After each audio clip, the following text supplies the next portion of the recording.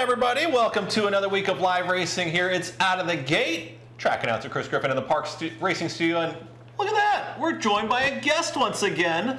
And it's Cool Shirt Monday, so you got to have the Handicapper shirt.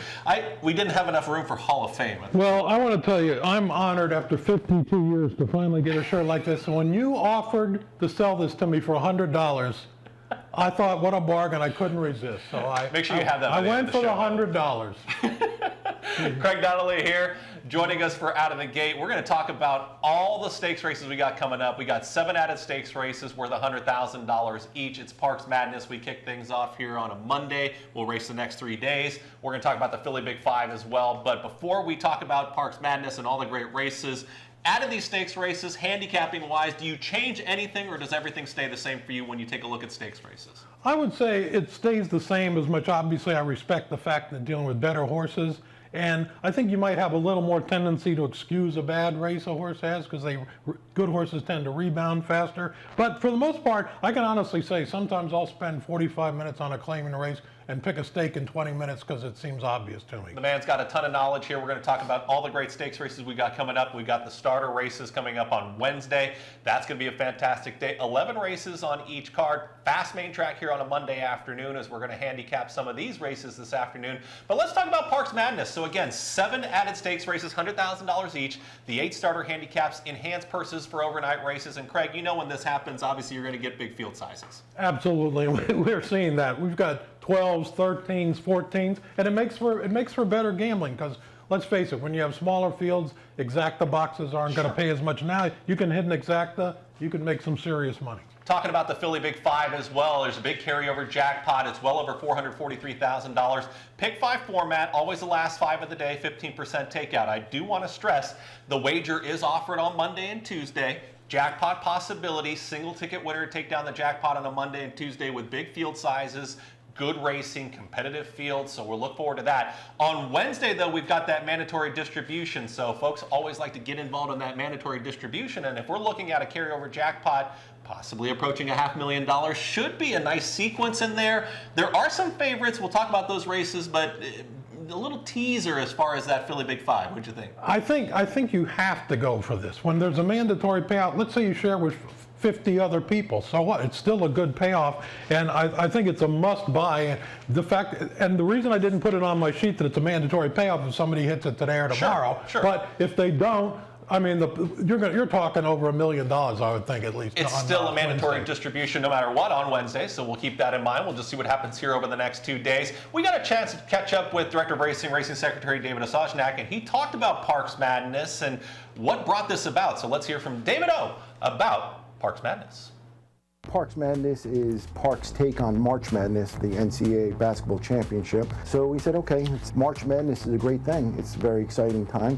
Brainstorming idea with various people on my team. Pretty instrumental in giving me ideas on different races, on stakes races. And we said, let's put a stakes program, to stakes festival or stakes week together in order to, drive attention to Parx and give our horsemen an opportunity to run their better horses. We have 7 $100,000 stakes.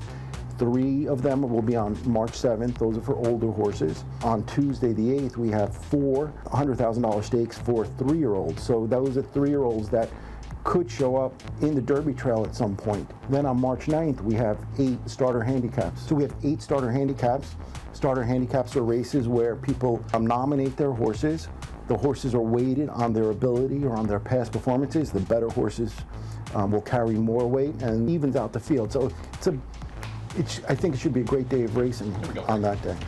Race number 8 is going to kick off all the stakes racing action here on this Monday. Fast main track, we'll keep an eye on it. But Craig, let's talk about your Monday selections first. I'm going to go with the 2, 8, and the 9. Scratching the 1 and the 5, so Irish Honor's out. Howlight's going to be also out of there. Couple scratches, but still a quality field as you take a look at it. You don't have my top pick in Splice the Main Brace. I'll talk about that on the live show. But tell me about Bird King and why you end up there. I'll tell you something. Whenever I see Bird King in the paddock, I'm like, what a big, powerful looking horse he is. And I picked him a couple times, but he has not won. However, However, if you look at some of his better races, he just got beat 3 lengths by Paul Y, who came back and actually made a decent showing in the Santa Anita Handicap the other day. Not a bad effort. And I think when Bird King's at his best, he's capable of beating this field. Splice the Main Brace is going to be in front. You're going to get a solid pace. And I think if he can work out a good inside off the pace stalking trip, he's capable of upsetting 5 or 6 to 1. You talk about the pace, Dreams Untold, who you have picked second. That seems like the horse that probably could go with Splice the Main Brace early. Do you see those two, especially with Dreams Untold on a stretch out, kind of duking it out as they go into that first turn?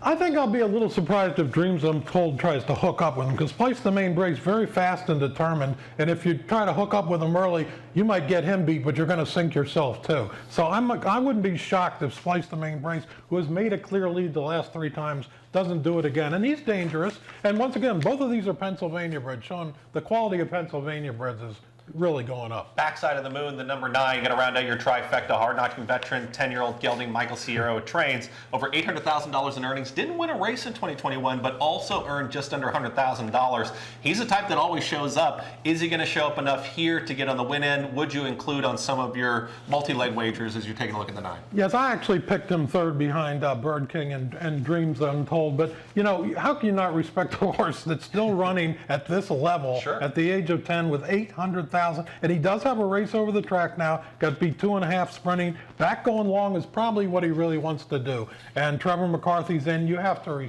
respect his chances. The Penn's Landing is going to be race number 9, 6.5 furlongs. Pretty big scratch in there of the 10 club car. We're going to bring those updated scratches for you. So club car is going to be out. You'll end up with the 5 here in the second position. But this race is going to start and end probably with Jakarta. She's going to be a pretty heavy favorite. She hasn't won at this distance, but she's only been the distance 1 time. She comes out of a grade 3. A grade 2. Her last time here, and we're going to take a look at this race here in just a second, Craig, was during our holiday stakes racing in the Mrs. Claus. Talk about this effort and what's she going to look like today? All right, the most shocking thing about this to me was she went off 18 to 1. Almost 20 to 1. I know it's easy after the race to say, but this is a filly that travels all over the country, runs her hard as she can all the time, beat a horse that came back to win next time. And when you say she hasn't won at the distance, today it's 6.5. This was 7, not much difference. 1/16 of a mile longer. Obviously, she wasn't backing up. She's drawn, and she came back, ran at Laurel, first runs well at Gulfstream, goes back at Laurel, gets beat by an odds-on favorite who absolutely was pushed to the limit to beat her. I mean, I just find it very hard to find any fault with Jakarta. The one thing might be she's not going to probably be in front. Hey Mama Luke, who went up to Aqueduct and upset everybody at 13 to 1 last week, is dangerous, and she's almost invariably going to make the lead. Jakarta's going to have to sit off the pace a bit, but I don't think that's a problem. What do you think Cinnabuddy is going to do? What do you think the tactics are going to be employed? You have Cinnabuddy, who's going to end up being your second selection in here, the 5. Jamie Rodriguez for Cal Lynch, who's had a nice start to the meet. This horse does show some races where this horse can go sub-21s early. Are they going to come off the bench here and go with Jakarta and possibly Hey Mama Luke, or are you going to see a race where they really settle off of it and try and close? I think you're going to see her sit back a little. If you notice, 5 of her last 6 races, she came off the pace, and last time she was actually running 5th early, but she is tremendous. And look at her local record, 4 for 7, another Pennsylvania bred. This is the first time she's run for Lynch. She's been in other stables with success. She hasn't run September, only one start since August, but you can bet Cal Lynch, she's going to be ready. Taking a look at race number 10 in the Fishtown $100,000 stakes, which will round out our stakes racing action. You're not on Hollywood Jet, who I really, really like in this spot. So I'm a little surprised here. You're going to take a shot here. Jamie Rodriguez, Jamie Ness from off the pace. Maybe you're thinking they're going to be flying up front. There is some speed out of there. I love Hollywood Jet. That's my top pick, but you and I could not see this race any differently, so I'll be running up to the room there after this race and see who was right. But Motivation, make your case. Well, first of all, if you're right, the door will be locked upstairs because I don't want to hear it. But Hollywood Jet can outrun just about anybody early. All you see is ones. I respect them. Honestly enough, this is his first stakes try. This is the first, I mean, as successful as he's been, 6 for 11s at all those races here. He's extremely fast, but this is the first time he's tried a stake, and I don't think it's a case where there's so much speed to wear him down, and there is speed. Uncle Ernie for Love of Bourbon shows speed, Breezy Gus, but I think Hollywood Jet will get the lead. But Motivation's closed, as we see here, so powerfully the last 2 times that I just think with an honest pace in front of him, which he should get, and look, it's Jamie Ness, he should keep getting better and better.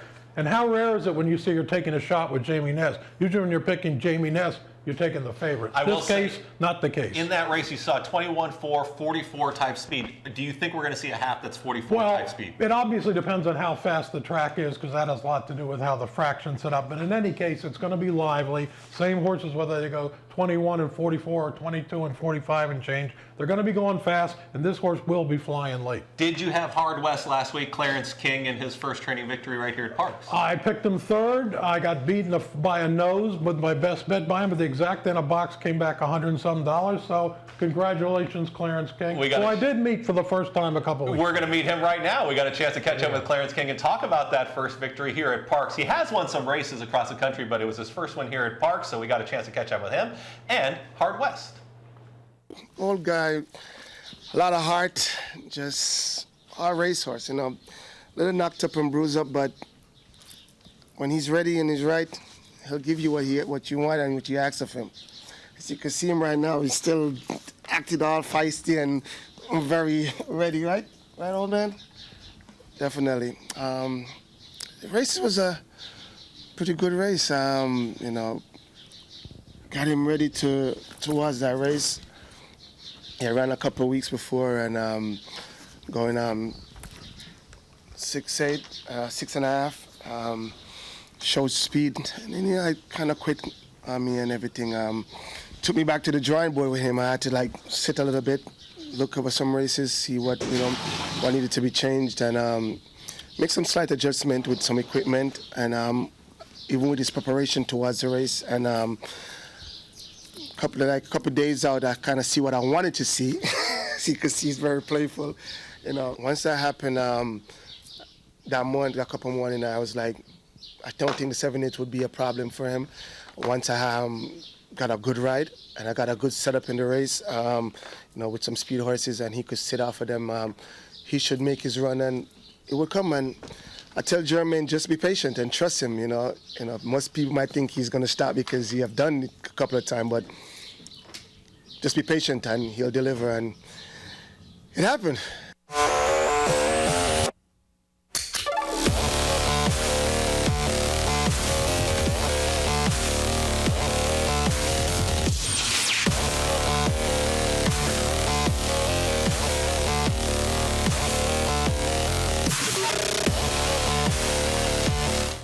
Hit that subscribe on the YouTube channel. Thanks again to Clarence King talking about Hard West. Hard-knocking veteran gets the victory there at 7/8 last week. And we'll talk about our performance of the week a little bit later on, as Hard West could have been the performance of the week if not for another veteran. We'll talk about that in a moment. But I got the Veteran Hall of Fame handicapper right here, Craig Donnelly. We're going to get into the 3-year-old races. Oh, yeah, wear that handicapper shirt proudly. Did you subscribe on YouTube yet?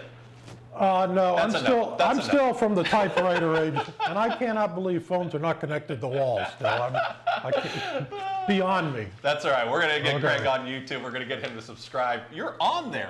One of our videos has like one of the highest view count. Probably more you than me. Let's talk about the 3-year-old races. Must have been my son was on a lot. Yeah. 4 stakes races coming at you on Tuesday. So again, these are Tuesday selections. We get into the main line, and we're going to take Morning Matcha. She's going to be the top selection. It's interesting because when she won here during Derby and Cotillion Day in that maiden race, she was forwardly placed. She didn't really have time to make a decision. She was at the rail. She was in tight. She was just much the best in there. But now we've seen her running style. She goes to the back of the pack. She's a big closer. Are things going to set up for her? She's your top pick in here. She's a classy type. What did you think of Morning Matcha? Obviously, you pick on top. You know, back in the old day, I just want to say real fast, they used to have Buck Passer who came from way behind it. A horse named Great Power would set the pace for him. Then Damascus had a horse named Hedavar was his rabbit. I don't think this is intentional, but Butch Reed has a filly named Scarrett in the race with Morning Matcha, and she's got a shot to win. Believe me, she was impressive in her maiden one. But if nothing else, she's going to make sure the pace is on it. Sure. She's going to be out there winging on the rail with speed. So Morning Matcha's got plenty of targets, which you usually get in a young field going long. So I don't think that's a problem, and she can really kick in. It's hard to fault her. And it really is. We'll take a look at this run, and this is going to be her victory. Do we see the same type of trip from her post position with the speed to set up, going back to the 2 turns? Do you see her at the top of the stretch kind of tipping outside, and she's just going to be, if she has the lead at the top of the stretch, she's going to be very tough to hit? Yeah, very tough. In fact, she's in front nearing the 8th pole. They're in trouble because she's run 8 times. She's fired every time. Never been worse than 3rd. The interesting thing is, all of her success has been with Kendrick Carmouche aboard. Frankie Pennington's going to be on today. He's had a lot of success with Butch, obviously, over the years. I'm sure he'll give her a nice patient ride, knows not to rush her early. So I just think it's very difficult to get past her. But on the other hand, you've got a couple very live shippers in the race. Yeah, she was entered at Aqueduct, was going to run a stake there. She's going to run here. She's going to stay at Parx and run in this stakes race on Tuesday. So looking forward to the main line. We get into the Society Hill, which is going to be race number 8 on the program on Tuesday. You're going to go down to the rail in here. I like Disco Evo. That'll be my top pick, the number 2. But tell me about Rosebug and why you picked her on top. Well, what I like about Rosebug is last time out she was chasing a huge favorite named Magic Circle. She stayed with her for 3/4. This is 3/4. She tired in the stretch, but that was going long. The previous time she went short, she romped. She's first time Lasix, back going 6 furlongs. Bill Mott, Jose Lescano, they've been doing terrific. And I just think she's going to get a nice inside trip. Disco Evo I respect.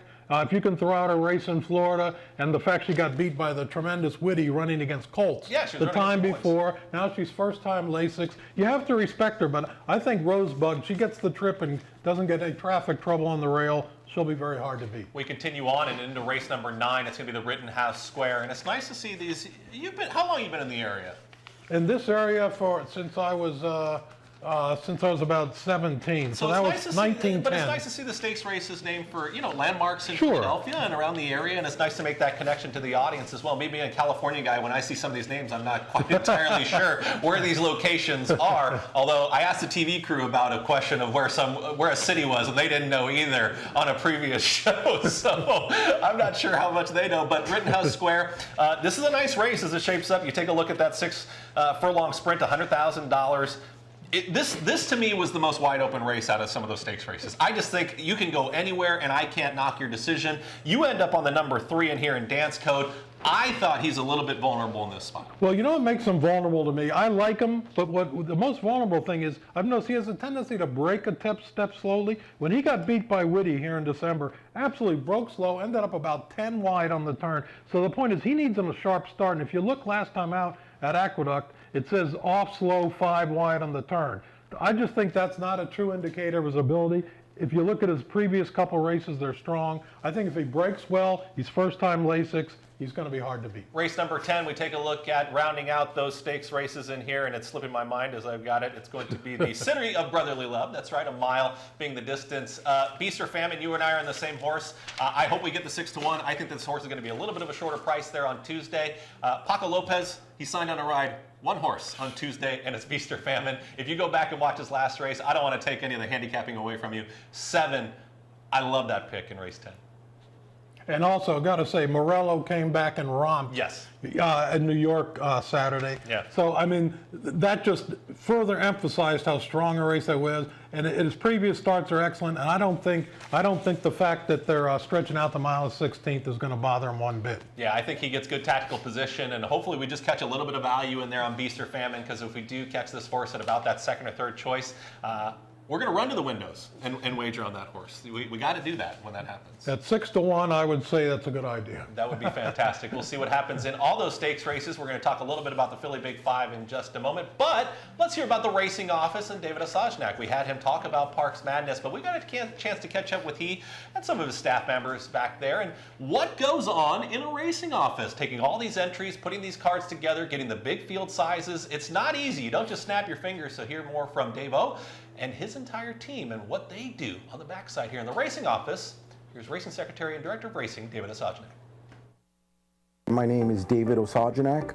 I'm the Director of Racing Secretary at Parx. Growing up in Queens, New York, my dad had a friend who he worked with, a co-worker, and he invited him to go to the racetrack one day. My dad took me, and I have a twin brother named Daryl, and he took us there, and it was like love at first sight. My life threw me a couple of curveballs, and when I turned about 40 years old, 41, I said, this is not satisfying. I need to make a career change. So I went and I said, okay, the University of Arizona offers a racetrack industry program.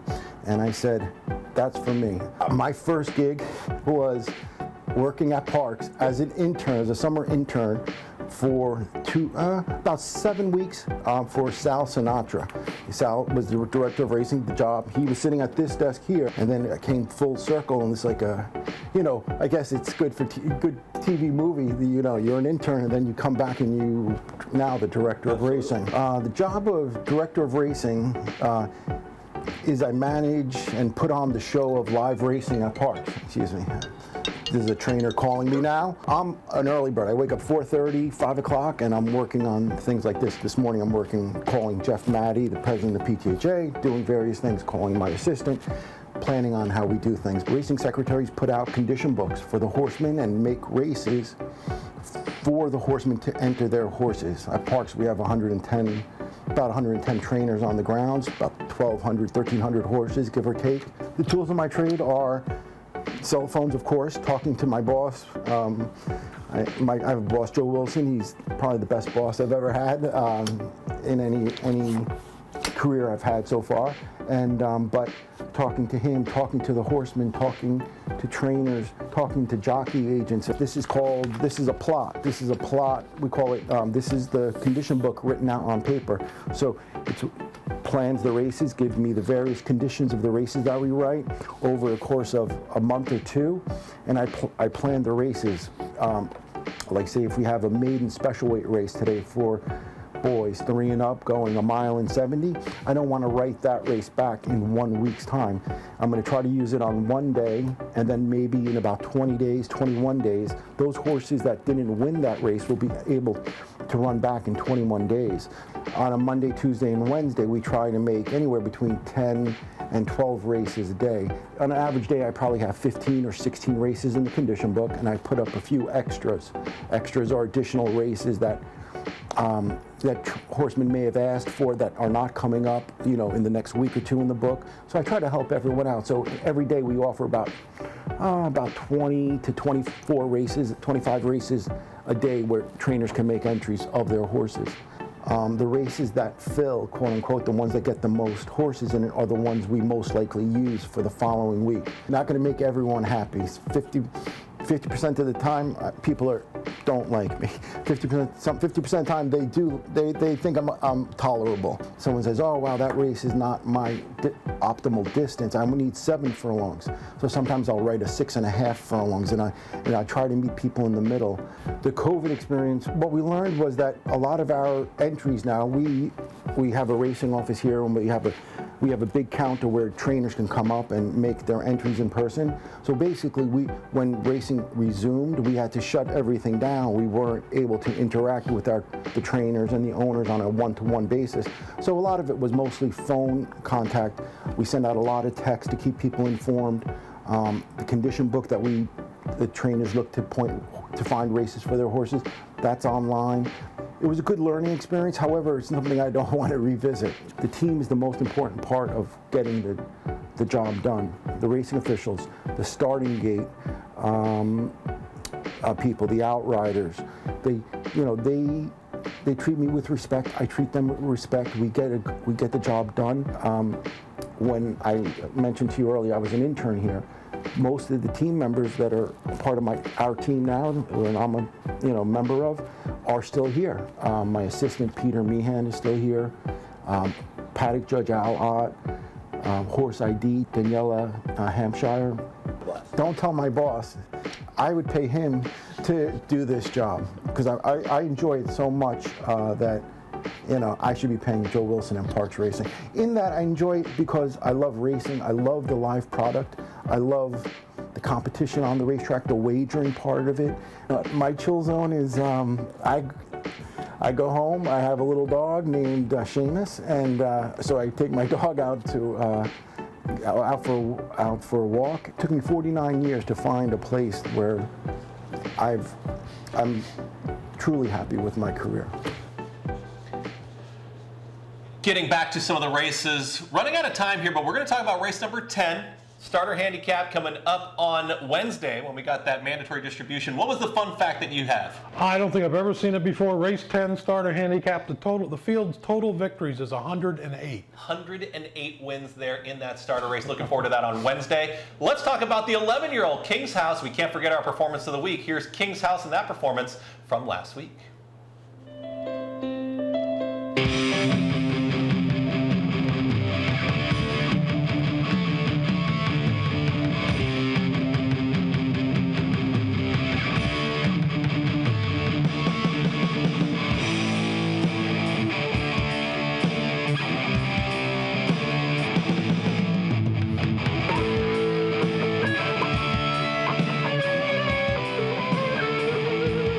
again for joining us here on Out of the Gate Hall of Famer. It's your birthday tomorrow. Happy early birthday to the 21-year-old Craig Donnelly. But looking forward to great racing action. Craig, get us out of here. One final thought here on your way out before your birthday. Jamie Ness is going to do very well on Thursday. Wednesday, I'm sorry. I couldn't get that right. Thanks again for joining us here on Out of the Gate. Don't forget to hit that subscribe. Thanks to the entire team back there. And good luck. Main track is fast. Let's get it underway. Parx Madness here at Parx Racing.